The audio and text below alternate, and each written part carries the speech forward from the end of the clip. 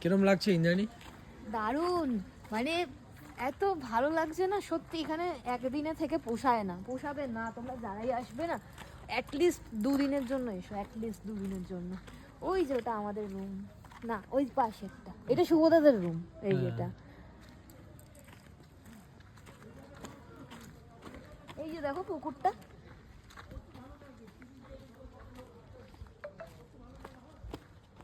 আর সব থেকে বড় কথা, এত বড় প্রপার্টি মেনটেন্ড, একদম মেনটেনেন্স একদম ভালো, একদম ভালো, খুব ভালো।